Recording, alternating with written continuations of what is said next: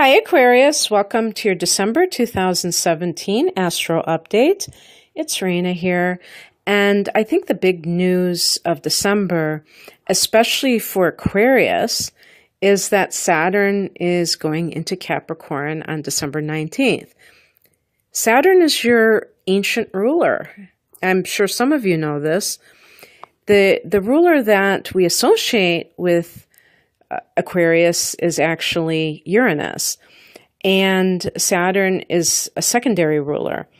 Now, for the last 2.5 or so years, you have had Saturn in the 11th house of hopes and wishes. Hopefully, the grounding effect, the organizational effect of Saturn has rubbed off on you, and some of those long-term goals that you may have had, hopefully you've kind of like laid down the groundwork for those things to be brought into physical manifestation, because that's what the transit of Saturn in the 11th house is supposed to be about. Now Saturn is going into your 12th house. And what is so probably a little bit hard for people to wrap their brain around is exactly what to do with Saturn in the 12th house. Because actually, the 12th house is very indistinct. It's ruled by Neptune, and Neptune rules Pisces, so Pisces is associated with the 12th house. And Neptune is all about the insubstantial, the spiritual dimension, past lives, illusion, delusion, self-undoing, things that, addictions, things that we are trying to, the things that people do that are self-destructive, and also of spiritual ecstasy. The 12th house can be that as well. So, how do we discipline ourselves? How do we organize ourselves in this house that seems like a form of mystical chaos in a way? And really, I guess you could do so by taking that love for discipline and routine that Saturn offers and making it a mystical pursuit. Starting a yoga practice, a meditation practice, living a very holistic lifestyle that avoids any kind of substance abuse. Because it's interesting that the opposing house to the 12th house is the 6th house of health, talking about physical health. The 12th house is also associated with mental health, because one of the other aspects of the 12th house is secrets or buried psychological issues, the collective unconscious, and things like that. The things that we kind of shove under the rug and we don't deal with directly. And I was just looking back from my own sense of how I dealt with Saturn in the 12th house, and they were actually pretty good years for me. So don't let anybody, tell you that this might be challenging.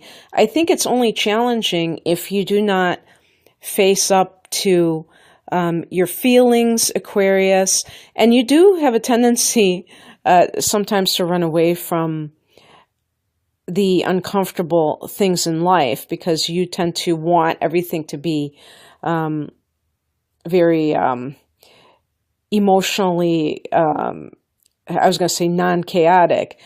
Aquarians tend to be very detached, and anything that threatens that can be something that you push away. When I say things like this, I do get people who write to me and say, that's not true, I'm very emotional. And yes, you're more than just your sun sign, especially since you're right next to Pisces. You may have personal planets in Pisces or a moon in Pisces, and that could, or even like Cancer or Scorpio for that matter. But overall, just looking at it from the sun sign perspective, Aquarians tend to want to rationalize everything. And sometimes you can't. Sometimes you have to really sit with your feelings and try to embody them as much as possible. Believe me, it's really weird. I don't have any water signs in my personal points. And I do consider myself emotional in some ways, but I also consider myself detached. I'm not an Aquarian, but I still have that similar way of looking at life.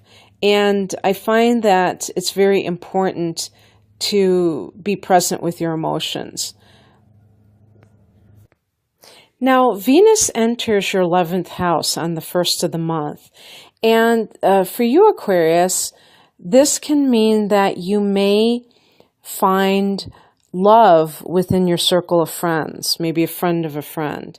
And you rule the 11th house, so this makes it that much more, what would you say, serendipitous. And 2 days after this, on the 3rd, Mercury turns retrograde in this sector. So it's very interesting that in the same place that Venus has just entered, then Mercury turns retrograde.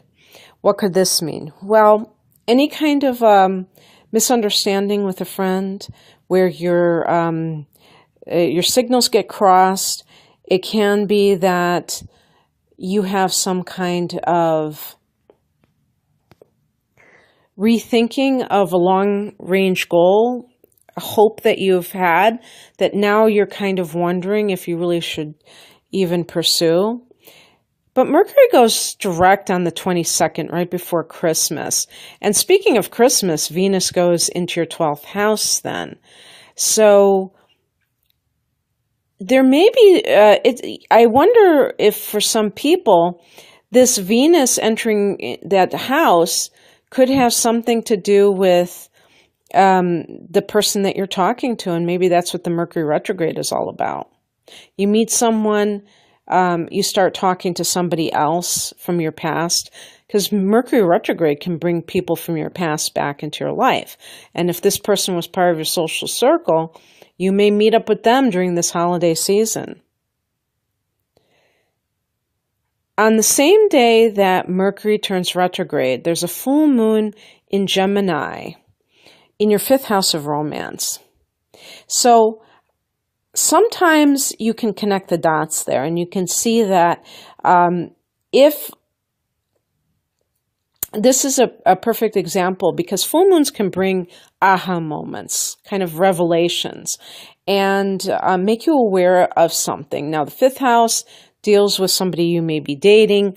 A full moon there can either mean that you decide that you're not interested in dating that person anymore and you call it quits, or you realize that this person really is somebody that you've fallen in love with. Because with that 11th house activity, you may be platonic friends with someone, and you realize that you really are falling for them.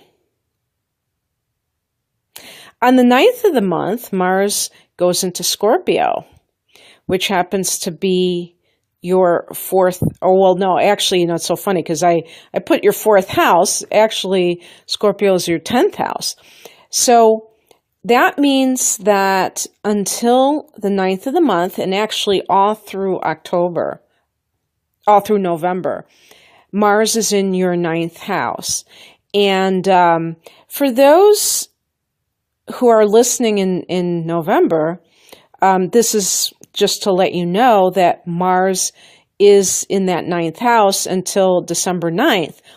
Now, the 9th house, one of the things the 9th house can represent, besides long distance travel, and so maybe you're like globetrotting and visiting all kinds of countries. If you're not doing that, you may be involved in academia. So maybe you're trying to pursue a position, or maybe you're, like competing to get a job, or perhaps you are a student finishing up the end of the semester. And so there's a lot of vigorous activity in that ninth house. And then Mars goes into your 10th house on the 9th of December.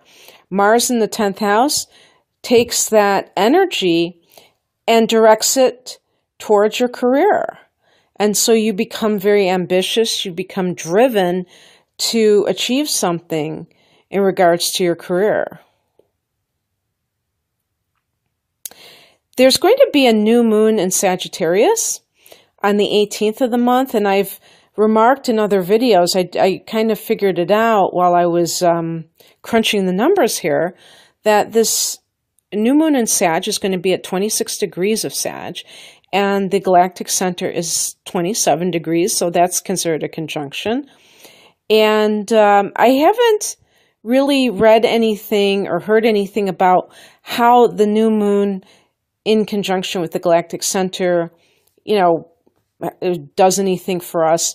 But having watched another astrologer talk about the galactic center in general, and actually talking about it in relationship to Saturn, I got to thinking, and since this is your 11th house, Aquarius, this could be a very fertile time to totally wipe the slate clean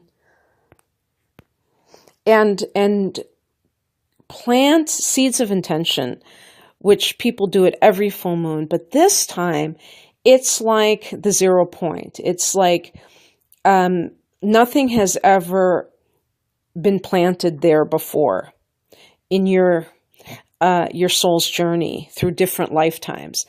Because, you think about if you're planting a garden or you're in a field and you're planting things, there still is the remnants of what has come before that may be affecting the new crop. And likewise for you, whatever your hopes and wishes are that the 11th house represents, sometimes they get contaminated by other people's own dreams that they're trying to impose upon you. And a lot of times it takes us decades to really get clear on what we want versus what our parents wanted for us, or what our, culture wanted for us, our society. So just keep that in mind, because you may be talking about a whole new reality to manifest, and it's really interesting because you have Saturn going into this mystical house on the very next day. And then you have the Sun going into the 12th house 2 days later. And as I said, Venus goes there on Christmas Day. So the focus shifts to that 12th house. And the 12th house is very passive. It's very interior. It's not something that you can really show off to the world. It's really about doing inner work. And if you choose to accept this assignment, Aquarius, you may find that you have really graduated by 2020. Or is it 29? Yeah, I think it's 2020 that it's going to leave the sign of Capricorn. And then guess where it goes? It goes into Aquarius. And you have your shot at the Saturn return.